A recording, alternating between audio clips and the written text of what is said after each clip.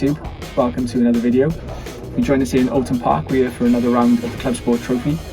We've already done practice and quali this morning. We're on a new type of tyre, the Kumo V70A, which is the same as the Supercup guys run, and the tyre is great. So in practice this morning we went 2.5 seconds faster than we've ever been before. And I think I was set to duplicate that pace again in quali, apart from the fact I didn't get a clear lap unfortunately, so we didn't quite get there. I think we've qualified third in Class C, and yeah, just hope we go forward in the race, and looking forward to it. Hope we get a good one, clean one. Hope the gearbox lasts all the way through, and I'm just going to try and enjoy it. So hope you enjoy the video, and yeah, see how we get on.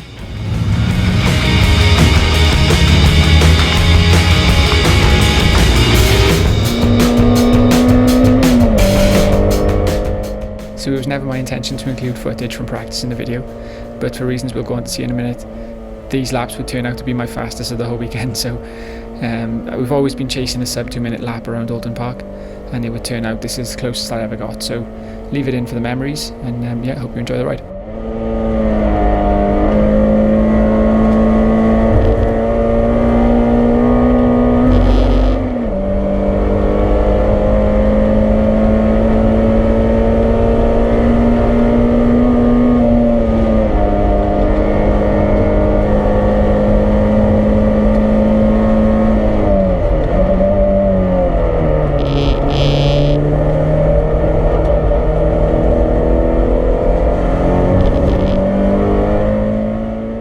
There'll be a few beady-eyed people watching this that are looking for the gear changes, and they'll have spotted that it took that last hairpin and this chicane here as well in third gear rather than second. And I did that really because it was just practice, you know. I thought I was just going to be rolling around and I'd be a little bit more aggressive later. So that I knew at this point there was more time in the lap. Also a big shout out here to the lad in the white MX-5 who gets out of the way just after the corner here and gives me a free run at Tours Druids.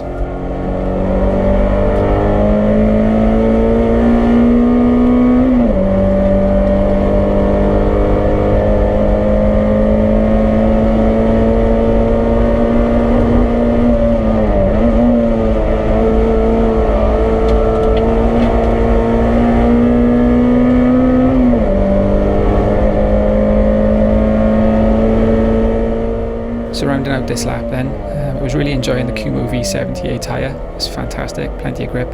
Really enjoying the new Geo setup that's been put on the car by the lads at Paul Sheard. That was also outstanding. I knew I'd left some time with the gear changes and left a bit of time in the corners being a bit conservative, so I was really looking forward to going faster in quali. Turns out this lap would be a 2 minute dead, just 2 minute 0.5, and yeah, plenty of time to find as we go through the qualifying.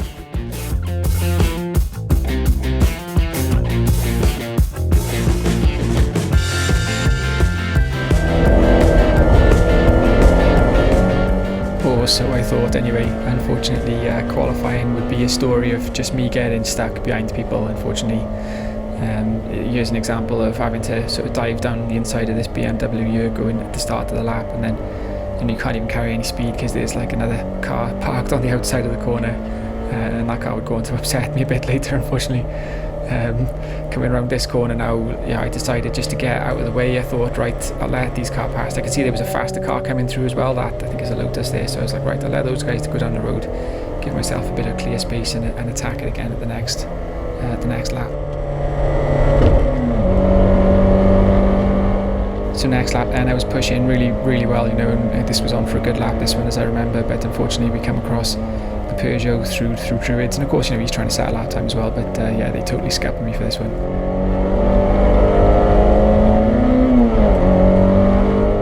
So next lap then, unfortunately I get blocked here by this Clio and then the Celica, and by this point inside the car I'm starting to lose my head a little bit, which is suboptimal. Obviously a good idea to stay cool, but I wasn't able to do that, unfortunately, as we'll go on to see in a minute. I tried to follow this Celica for the next lap because I was hoping she would be faster than me. She's driving a Class B car, so more power, everything. But unfortunately in some of the braking zones she just holds me up a little bit, which is a shame. And we'll go on to see in a minute. Ultimately, if I could have set that lap, I would definitely have been faster than this car, and you can see that. So we'll come back to that in just a moment.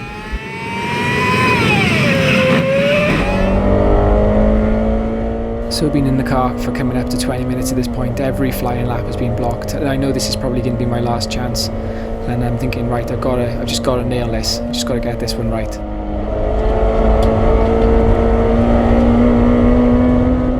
Pretty good first corner, 3/10 up on the Delta, but you can see the little black dot in the distance, which is a car, and unfortunately I'd have a proper temper tantrum by you when this one blocks me.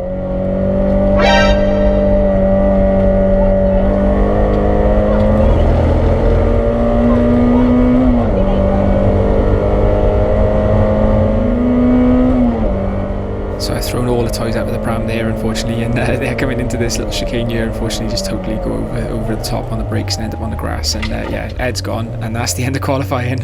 It's a shame. Obviously none of the other drivers are to blame, it's all on me really, and just got to try and keep a cooler head next time and just look for that gap in the traffic, I guess. So I qualified with a 2-minute and 1 second lap, which I was obviously capable of going much faster than. You can see the green box there, the Celica lapped in the 1:59.5s, and I was faster than that. So I think a low 1:59 was on the cards really. But I didn't find it, and I would have to go forward from there in the race.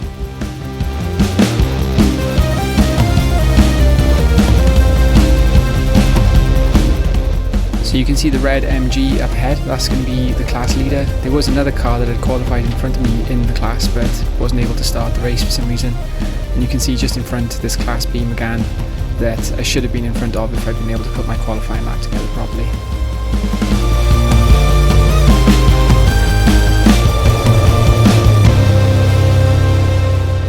So going round then for the rolling start, only the second rolling start I'd done, and I get caught napping a little bit on this one.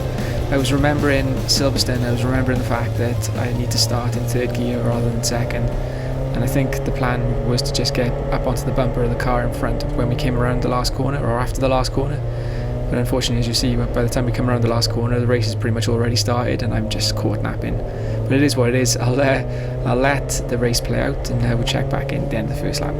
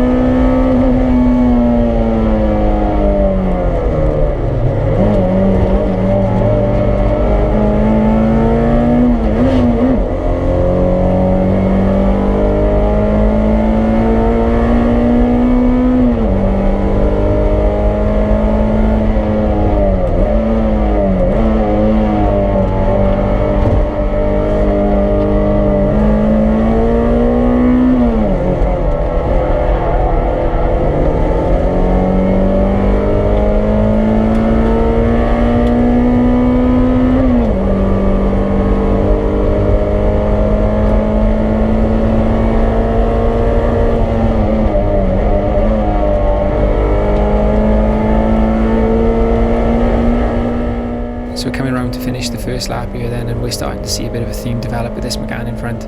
He's in the class above, got loads of power in a straight line, but he's holding me up in pretty much all the corners, unfortunately. And yeah, that would be the price I would pay essentially for throwing my toys out of the pram in qualifying and not getting the proper lap, not finding the space on the track.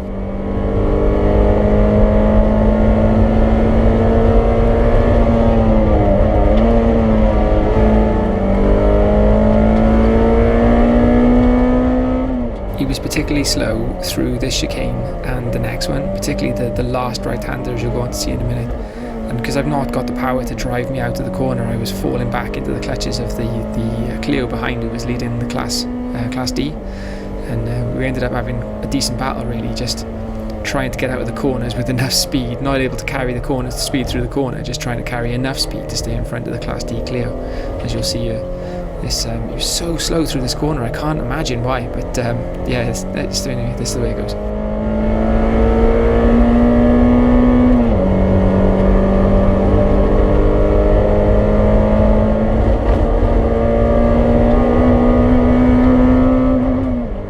This laugh a lap play out here, you'll see just what it was like basically for the first half of the race. You see he absolutely disappears down the straights and then gets right in the way through the corners. Just ahead you can see the MG, the red MG that's leading the class at the moment, so we're not losing too much time to that guy, but I am just getting a little bit frustrated, unfortunately, as we'll see at the end of this clip, with the inability of the Megane to carry proper speed through the corners.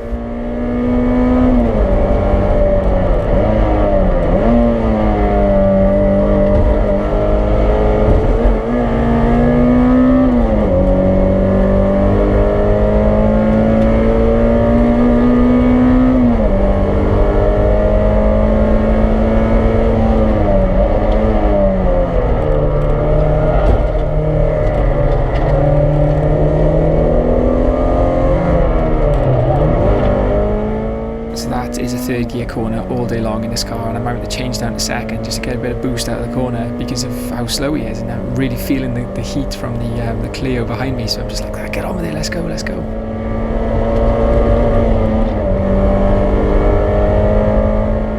So I did toy with the idea of putting a bit of a move on into this corner to try and get my nose into the right-hander, and I think this was the one where I tried it, try and carry as much speed through there as possible and really launch the car in, but it's just not on, there's just not enough space there. So this would be the story of the first half of the race. A couple of laps later, getting past a bit of back markers, I'd lost touch with the back of the Megane just a little bit. I'm looking to catch him back up, and as I come through this corner here, I see BMW beached right up into the top of the gravel, and I'm immediately thinking to myself, this is going to be a safety car, they're going to throw it any minute. So I look down at the clock, I see that we're in the pit window, and I'm thinking, right, I'm going in here.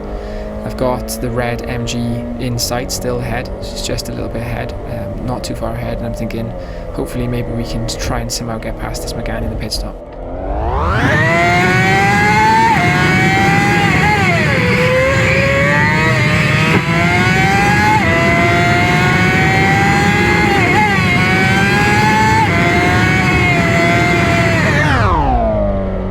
Sure enough, safety car boards are out, and watch the MG just going over the top of the hill and going to the left. I'm thinking, where's he going? What's he doing staying out? And then me and the Megane dive into the pit lane. So here's me completely failing to learn the lesson from Silverstone, forgetting to start the timer, faffing about, but yeah, eventually starting it a couple of seconds late. But anyway, we're in for the pit stop, and I'm going to get my first debrief from my mate Andy.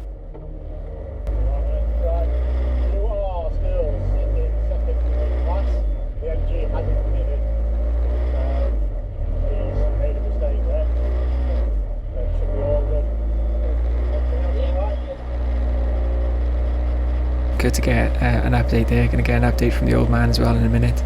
Obviously a lot of the drivers use this time to swap drivers because two people take the race on, but I've just got to sort of sit there really, so not a lot else to do other than just chat. He's just gone on. You stopped at the safety, they have. Is he handling it?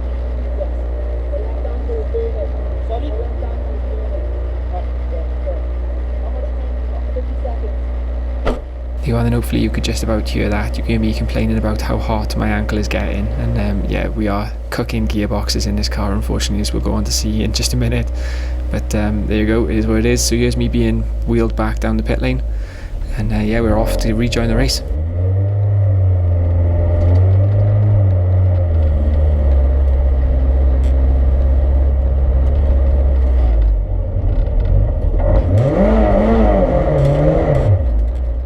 So it turns out I'm even being blocked by that Clio in the pit lane, which is quite funny. I don't know why I was banging the centre of the wheel there trying to find the horn, like this car hasn't got a horn. But anyway, I'd noted that the Megane stayed in the pits for some reason, maybe he had a technical issue. I knew the MG hadn't pitted, so as I was heading back out onto the track here, I was quite hopeful to be in the lead really and to be able to push on. So it didn't take long to catch up onto the back of the safety car queue. I had the Celica in front of me. I knew she was a couple of places ahead of us in the race before we pitted, so that's good news. No sign of the MG, also good news. And it was a case of just trundling around for a couple of laps until they rescued that BMW. But as we'll go on to see in the next clip, that guy was beached right up in there, unfortunately. And yeah, I think ultimately they had to make the decision to red flag the race, which was a shame, but obviously we've got to do the right thing for the safety of the marshals. A few moments later. So here we are sitting on the start grid. We've been sitting there for about 15 minutes at this point. I've got no pit to car radio, so I've got no idea what's happening, no idea if the race is going to start. Again, I'm just sat there watching the countdown timer tick down on the top of my clock. That's the end of the race. A few moments later. So eventually they started regridding us, and I was trying to work out, and I still don't really know where they decided to pull this regrid from. You see loads of cars coming past. You see the MG come past here and get regridded in front of us. And I don't know, it must be incredibly complicated to try and work out how to restart the race. Ultimately, I'm just grateful that they did restart it and we get some more time to go racing, so that's good.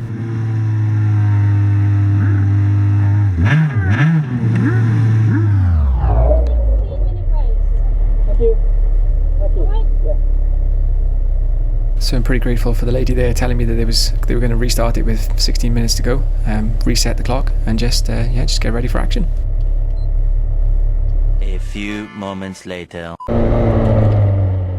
So here we are then coming round for the second rolling start, my third ever rolling start, and yeah, the plan was to try and stay a bit more in touch with the pack this time. I've got to stay behind the Celica on the right hand side until the light goes out. I know the Mini in front is Class D, so I've got to try and get past him quick, and obviously I want to overtake the MG for the class lead, so let's see how I get on.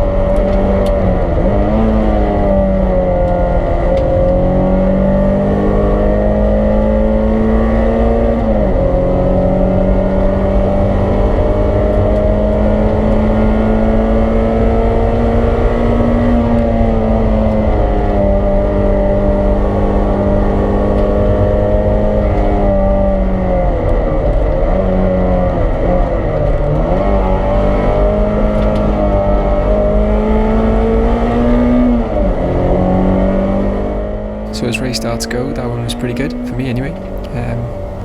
Stayed behind the Celica until just as the lights went out and managed to get the hop on her and take the Clio as well into the first corner, and then launch it down the inside of the MG as well into the second corner to come out 3 places higher than I started. And I nearly got this Z4 as well on that first lap, but it was just time now to settle into the race and just try and maintain the position.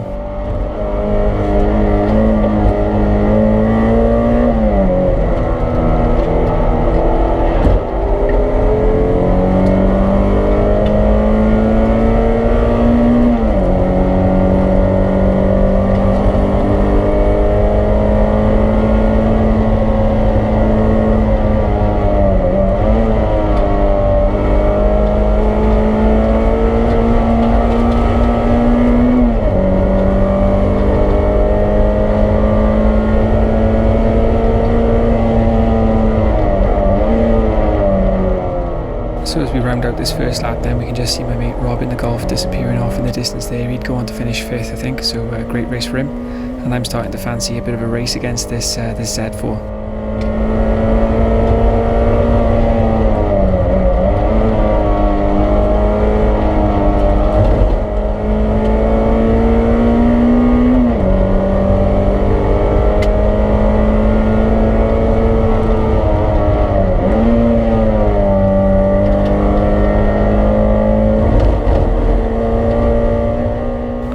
Confident on the power here, and it's a drag down towards the island bend.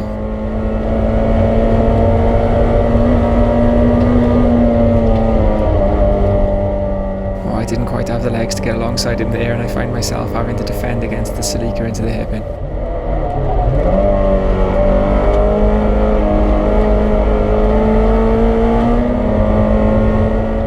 After a lap or so of following the Z4, I kind of figured that my only chance to get past was into this next left-hander. I could carry way more speed through the first corner, and I was a bit braver on the brakes into this next left-hander here, so I think I have a go at it here.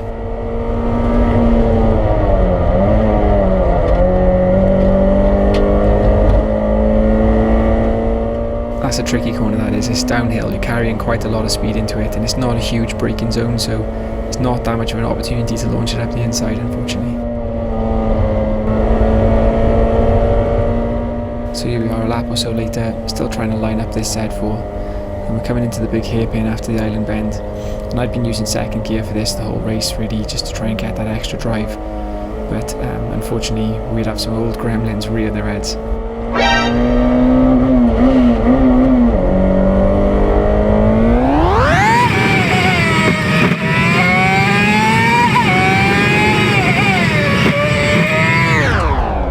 So after having flashbacks of Silverstone for about 3 corners there, I quickly worked out that I was going to let these 2 cars past and just get on with it.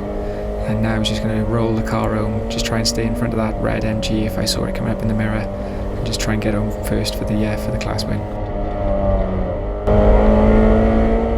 So about a lap later I ended up going back past the Celica. I had heard her sort of saying to the marshals that her car was overheating when we was sat on the grid for all that time, so I don't know whether unfortunately she succumbed to that, but yeah, we got back past the Celica there.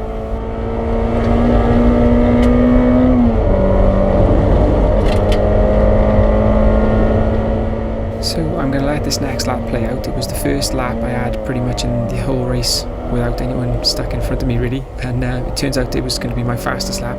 I'm obviously avoiding second gear completely now at this point after what had happened at Silverstone, but it's a fun lap anyway, and I'll just let it play out.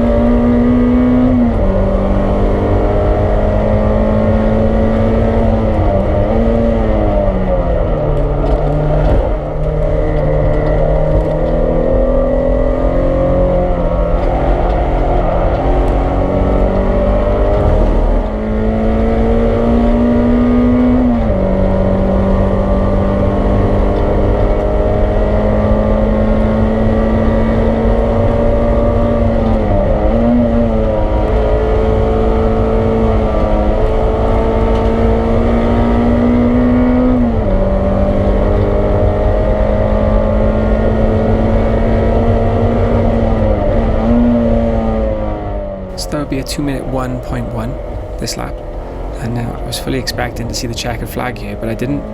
So as I was coming up over here, no checkered flag, I thought, oh, 12 with it, let's see if I can get that sub 2-minute lap, obviously completely forgetting what had happened before, and I would get a sharp reminder from the gearbox after turn 1 that was a bad idea.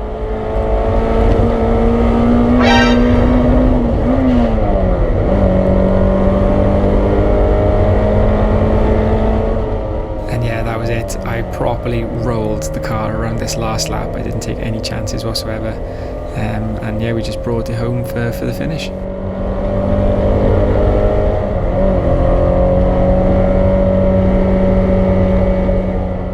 So a bit of a wave for the old man there as we go across the line, and I'm pretty glad I didn't slow down much more because as we'll see from this next clip, the Class D winners were not far behind me at all going over the finish line.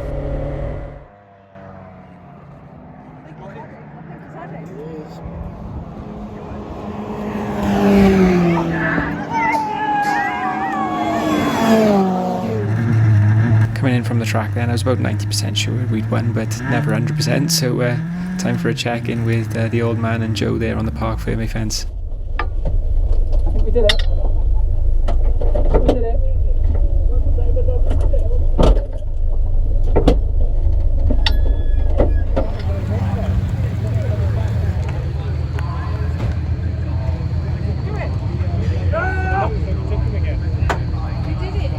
Baby!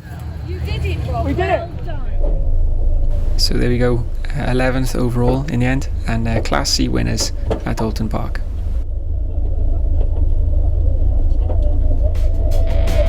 We only got a shadow, boys.